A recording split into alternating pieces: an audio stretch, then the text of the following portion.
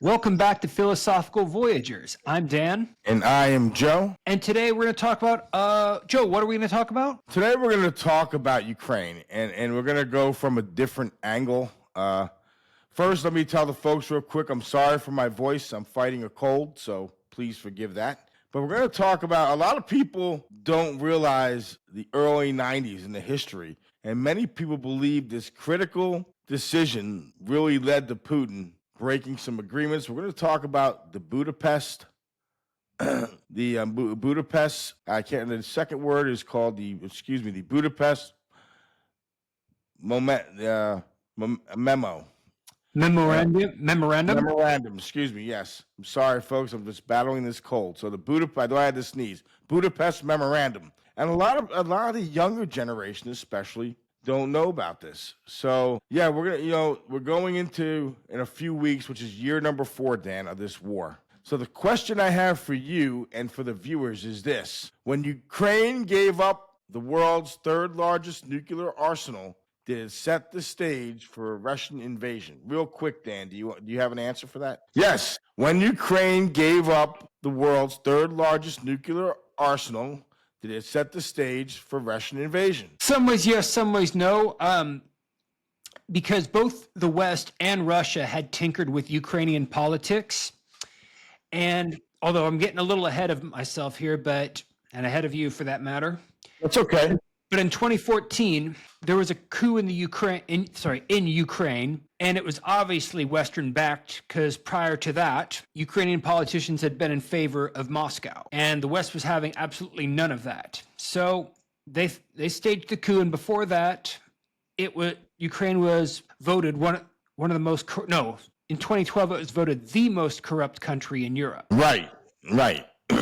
So that everything you say is true there. But we're going to go back in time a little bit, go back in a time machine. In the 1990s, Ukraine gave up the 3rd largest nuclear weapons arsenal in lieu of security guarantees. So now, as we finish the 3rd year of a war, at Russia, the security guarantees are in tatters. Many believe because Ukraine does not have a nuclear weapon, and there's no threat there's no nuclear deterrent, that Putin has taken advantage of this.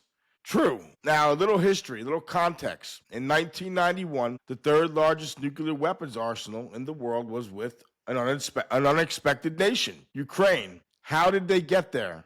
When they were part of the Soviet Union, that must have been left over from the Soviet era. Right. So over the next decade, Ukraine pretty much gave up all these weapons in a multinational arrangement. They were supposed to get security guarantees in lieu of nuclear disarmament.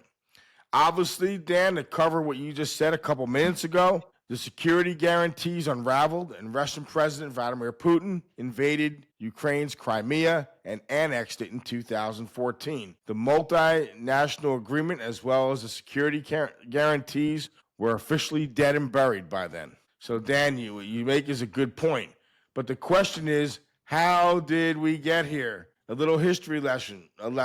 So, how did Ukraine get the 3rd largest nuclear arsenal? At the time of the collapse of the Soviet Union, a large chunk of its nuclear arsenal was stationed in Ukraine. So, as Ukraine declared its independence from the Soviet Union, it found itself in possession of the world's 3rd largest nuclear arsenal. And believe it or not, at this point in 1991 and 92, their nuclear arsenal was larger than the UK's, France, and China's arsenals. China's too. Now China's the one I'm surprised about. Yes, and I'm going to give you the numbers I came up with. In 1991, Ukraine had around 5,000 nuclear warheads, believe it or not.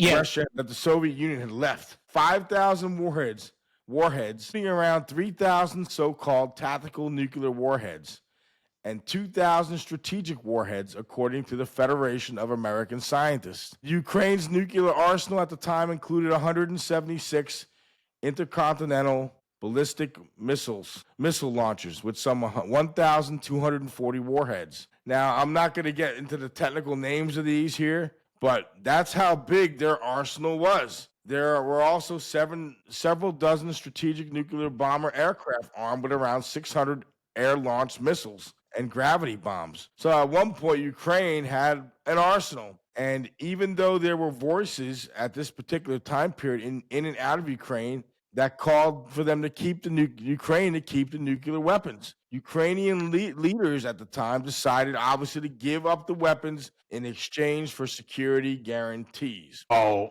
excuse me. Do you mind if I Go say ahead, something? jump in. You know what they say, that if you trade freedom for security, you lose both, or you deserve neither, whatever. Well, in this case, they supposedly traded their security for more freedom, but no, they have neither. And so once again, talking to the viewers, this is between 1991 and 1994. Now, the memorandum, the Budapest Memorandum, was signed on December 5th, 1994. So just to give viewers the context here. In 1994, Ukraine, Russia, the United States, the United Kingdom signed the Budapest Memorandum for the nuclear disarmament of Ukraine. However, even before the signing of the agreement, a lot of people don't know this, Dan, Ukraine had removed all 3,000 tactical nuclear weapons from its soil by 1992. So under the Budapest Memorandum, including Russia had assured Ukraine that no nation would use force against it. Ukraine was told that their boundaries would be respected and their sovereignty. So Russia assured Ukraine that if anyone attacked it, they would initiate immediate aid to Ukraine via the United Nations Security Council. And obviously, the permanent members of the Security Council, the United States, UK, and Russia are permanent members. So they were given assurance. So when Ukraine basically gave up its nuclear weapons, the weapons were not dismantled. So you would think, right? If you give up something, you want them dismantled, right? But you know what happened, Dan? Guess what happened? The West used it. The West took it and started to do research on it, or use it in other cases. I don't know what. Guess what? They were transferred to Russia. Russia got them. What?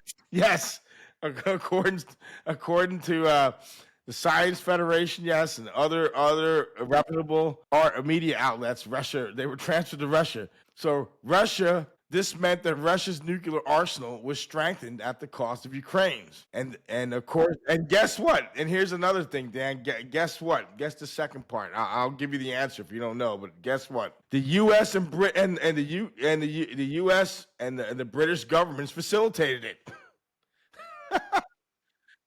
So the weapons that could not be transferred were dismantled. Some of them were dismantled, to be fair, and weapon launch platforms were also demolished. The United States bore the cost of this, and the cost for the dismantling and the demolitions. It cost $399.2 million, so almost $400 million. Theory on something though. I mean, Go ahead. I didn't know it until now what you just said, but at the same time, the West was playing chess with Russia. During the time of Boris Yeltsin, because Boris Yeltsin was the president up until I think from 92 to 99, I think, and he made an agreement. He made agreements with them saying, "Okay, look, we'll stop doing weapons and all that, but you stop building NATO bases close to our borders." Well, guess what? The West kept on expanding and kept making NATO bases closer and closer to Russian borders. And it didn't go unnoticed by Russian people. And they saw Boris Yeltsin as a weakling. They saw him as a drunk, and they said, no, we can't have this anymore. And Putin took notice of this. By the way, I'm not praising Putin. I'm saying, though, that there are two sides of the story. And go ahead. Yeah, and I'm saying that maybe that giving those Ukrainian nuclear weapons to Russia was part of their strategy. Well, a lot of political scientists back then, there were people that were against this. They wanted Ukraine to hold on to those weapons, and these people, like there were some political scientists. There were some other people that argued on the other side, both in and out of Ukraine. And they look pretty much redeemed. It took over really, if you go back to 2014, it started then. But Russia, who pretty much has a history of bad relations with Ukraine, obviously when Putin took over, didn't honor any of this. John Mercer, who was a political scientist, decades ago, argued that Ukraine should hold on to some nuclear weapons, hold on to them, then serve and let them serve as deterrent. And obviously, he has been proven right. Now, in the absence of any nuclear deterrent, Putin has occupied a fifth of Ukrainian territory and has plunged Europe in its worst security crisis since World War II. And obviously, he's showing no signs of relenting, and he wants to maximize his gains on the back of support from China, North Korea, and Iran. And many people who think here, the 47th president, also the 45th president. Some people think that Russia has a friendly leader in Washington, in President Donald Trump, who is expected to cripple the West's support to Ukraine. Now, that remains to be seen. President Donald Trump has made some statements, and the new defense secretary has pretty much said Ukraine is going to have to give up some land for this peace deal to work. But at the same time, if that's going to happen, then I think, to be fair, on the other hand, when you compromise, both sides got to give something. Ukraine has to be given some incredible security assurances. If you're basically telling somebody, look, we're keeping the land we took from you, well, as an American citizen, how would you like, hey, by the way, Mexico invaded us, we're taking Texas back. And if you want peace, guess what? You're not getting Texas. Well, what are you going to give me in return for Texas? So Ukraine, on the other flip side of this, what are my security assurances? Are you going to give me an army? Or is there going to... a few weeks ago, in an interview with Piers Morgan, Zelensky said, hey, I would love to have a nuclear weapon as a deterrent. Yeah. I mean, imagine, too, Putin did also threaten the West, never make Ukraine part of NATO, or that would start a full-scale war. So becoming a NATO member, yeah, I don't think that would go over well. No, Putin has also said he would attack Ukraine. He's threatened nuclear attacks. How realistic is that? Had Ukraine not given up its nuclear arsenal, I would say it's very unlikely, for sure, because you don't want to start an all-out nuclear war. Now, the question is, had Ukraine kept some nuclear weapons, would Putin have invaded? Now, we'll never know, obviously. The answer is just a philosophical question. Well, I don't think so, because look, I agree with you. I would say he wouldn't. Right. I mean, when people thought I was a madman when I told them sometimes nuclear weapons can actually keep the peace, they went, "What? Are you crazy?" I said, "No. It's called mutually assured destruction. If one is significantly more powerful than another, that's not really peace. That's submitting to a more powerful country. But when both have nuclear weapons, and they say, well, whichever one of us wins, neither one's going to look like a winner at the end. And look, among the reasons North Korea didn't, you know why North Korea didn't give up its nuclear weapons? Why is that? Go ahead, Dan. Because they looked at what happened to Muammar Gaddafi after he gave up his. And then what happened? The West hit him in the back.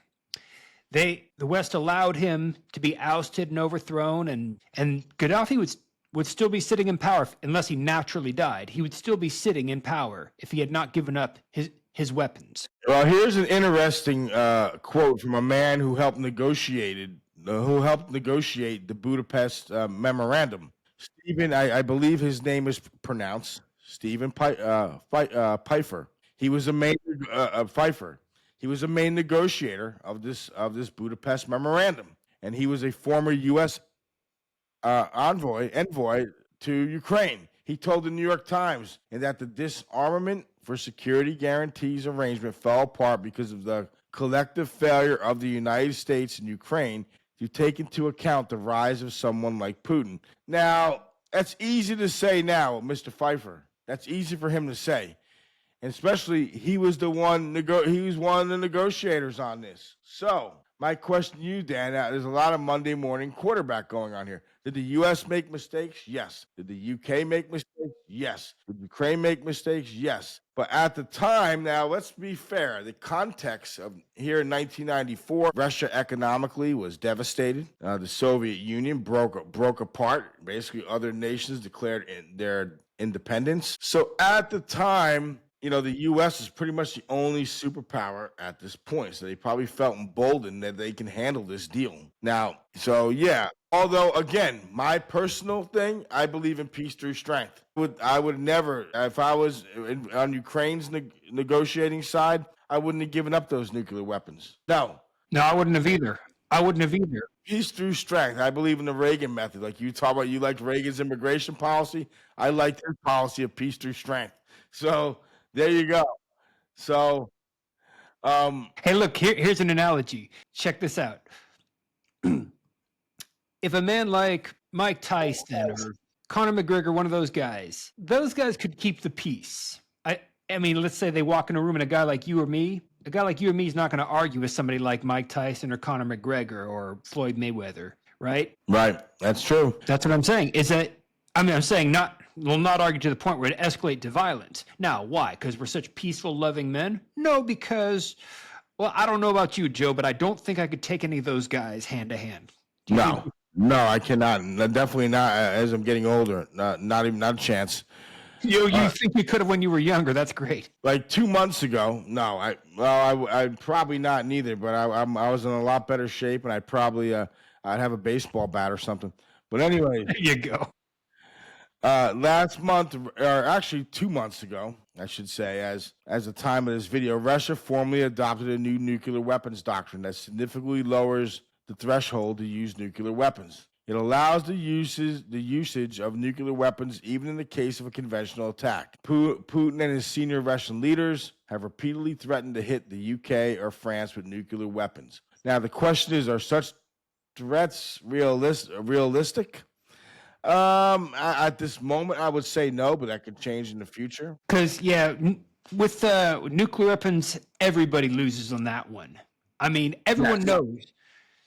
Cause the fact is, no, nobody wins when it comes to nuclear weapons. There is the only victim. Completely. And according to some CIA analysts that spoke off the record, and it spoke. Matter of fact, this article I'm reading, looking at here, is off First Post. A lot of people are close to Putin also spoke off the record. They don't think Putin is going to launch a nuclear attack. You know why? Because one, no one can survive a nuclear war, or if they do, millions of people could die. But he loves his life. The guy's worth billions of dollars. It's a proven fact that he loves the high life. So if you go do a psychological analysis of Putin, he likes the high life. Yeah. The fact, and although it's ironic, just before President Biden left office, he launched missiles into Ukraine, from Ukraine to strike deeper inside of Russia. And even some say he possibly even hit Moscow. So Putin, he's been talking a lot. He's been saber rattling, but I agree at this point, I don't think he's a threat. 10 years from now, who knows? But the point is this, folks. Sometimes decisions you make 30, 40 years ago can come back to haunt you. So when you make a foreign policy decision, make sure every angle is looked at. And again, I'm sure the Clinton administration and the people in power at in the UK, in their government at the time, and other Western nations, weren't thinking about. They didn't consider the rise of a President Putin, Vladimir Putin. Dan, any bullet points we have? We have? So there's the history from 1991, the Budapest Memorandum, folks. There's the history of it. Well, yeah, there's also what was supposed to be the opening hook. Sun Tzu is known to say all wars are based on deception, and yeah, of course. Well, I don't think there was deception in this, though. And again, some people disagree with me. They weren't factoring in a Putin because, again, think about it. America was at the zenith of its strength. They're the only superpower in the world in 1991 and 1994. Soviet Union had collapsed. Okay? Well, yeah, but I'm saying though that at least with what happened a few years ago, Yes. Putin is a very, very smart guy, like him or not, but so are a lot of other dictators. Yes, but at the time of this agreement, Putin wasn't in power. Right. I'm talking about what he started a few years ago. What I meant to say was Yeah. a few years ago they made it look like a very cold, very intelligent dictator. They made it look like he just out of nowhere invaded Ukraine like a madman. And no, that wasn't so. In fact, here's another quote: that war has always been sold to the public as a moral crusade. But what happens when morality is just a cover for power politics? Well, that's always the case. Then you sound pro-Russian there. Nope, not pro-Russian, none of that. I'm just saying. I'm not saying you are, but so the question is now with Ukraine. And again, there's some things I like about President Trump, and some things, look, I don't. I understand sometimes he says things for cause and effect. And the question is, and again, I don't know what they're going to negotiate. To be fair, I watched the press conference. I've heard the Secretary of Defense mentioned about, we talked about earlier in the podcast here about Ukraine not getting back any land, which, okay, but what's the compromise? What is Ukraine going to get in return? When you make a deal, both sides have to get something. So is Donald Trump saying this to force people to the table? Yeah. Or, because if you go off his past history, he'll say things and you're thinking, wow, it sounds crazy. But a lot of the times it ends up he wants to make a deal. So we know he wants the war over. The question is, will both sides get satisfactory result, get what they want? That's right. Because I do think even if Trump comes out completely victorious in this one, and Putin loses face and all that, I think he's going to try it again at some point, as long as he's alive, with a weaker U.S. president or one who has different policies. It's just the nature of war. Because this war, even if a peace deal is signed, this affects Europe. Because right now, Europe's economy is shaky. Matter of fact, Europe, many people believe geopolitically is in decline. So it's why this deal the next couple months is going to be extremely interesting. And as we talked about, the Budapest Memorandum, this is a deal that, looking back now, this sealed Ukraine's fate. Yeah. By giving up those nukes, like it or not, again, yeah, we're Monday morning quarterbacking here, but again, it sealed their fate. Mm-hmm. Ukraine they must be, especially the people that were against letting those nukes go there. It's like, dude, if you had a bunch of money in the bank, you had like 200,000, and all of a sudden it was wasted or someone stole it. You got that pit in your stomach. A lot of the people who were in on this deal must be thinking at one time Ukraine had the third largest nuclear arsenal in the world. It was larger than China, the UK, and France combined, as we said earlier. Yeah. And the US, the UK, and Russia put a noose to Ukraine and pressured them to give up its nukes in exchange for vague security assurances. But unlike NATO's binding Article 5 commitment, those assurances meant nothing. So Ukraine, you could say they made a fatal mistake trusting the West. Think so. Dan, do you have anything else to add? And obviously, going into this year, we have a lot of things. A lot of things could happen. I have nothing to add at this point. And so folks, again, I apologize for my voice. And early in the video, I was trying to hold in the sneeze on the microphone. Yes, Budapest Memorandum. So folks, we hope you like this video. Please like, subscribe, share, and bang the notification bell. Folks, have a great day, night, wherever you're at in the world.